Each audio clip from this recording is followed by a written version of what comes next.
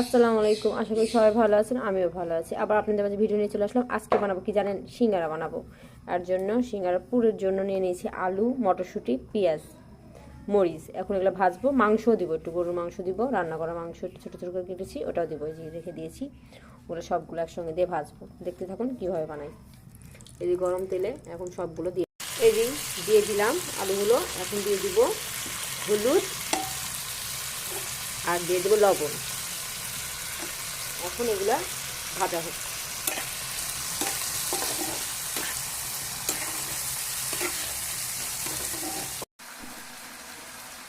এই যে আটা নিয়ে নিয়েছি, এখন আটাটা মেখে নিই ভাজিটা হতে হতে। এখন দিয়ে দিব সামান্য একটু কালি জিরা, দিয়ে দিব লবণ, তারপরে দিয়ে দিব সরিষার তেল অল্প, দিয়ে আটাটা খুব সুন্দর করে মাখবো। তেল, কালি জিরা, লবণ একসঙ্গে মিক্সড হোক, দিয়ে অল্প অল্প করে নর্মাল পানি দিয়ে আটাটা মেখে নেব। বন্ধ করছি, এটা কালো লাগতেছে, দাঁড়া প্রথম। আর কোন যুগে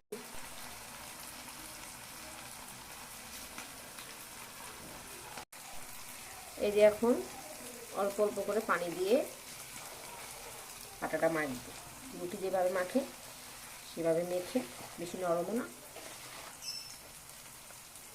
বেশি শক্তও না, আটাটা খুব মেখে নেব। একটু পানি লাগবে।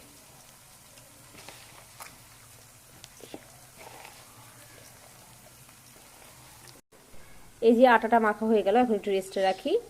সাথেক্ষণ এই যে আলু এই যে ভাজা ভাজা হয়ে আসছে। এখন এই যে মাংসগুলো রাখছিলাম, মাংসগুলো দিয়ে দিব। দিয়ে এখন সবগুলো আরও ভাজব।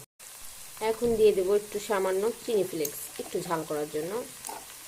এই সামান্য একটু চিনি ফ্লেক্স আর একটু দিয়ে দেবো গরম মশলা দিয়ে এখন আরও ভাজবো। এই যে হয়ে গেছে ভাজিটা, এখন ভাজিটা তুলে নিব। দিয়ে এখন সিঙ্গারা বানাবো। দেখতে থাকুন কীভাবে বানাবো। এই যে আটা এখন বেলে নিব রুটির মতো করে।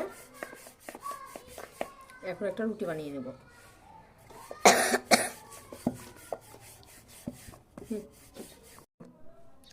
এই যে মাঝখান থেকে কেটে দিব, দিয়ে এক ভাগ নিয়ে নিব। এই যে এখন এইভাবে ভাঁজ দিয়ে নিব,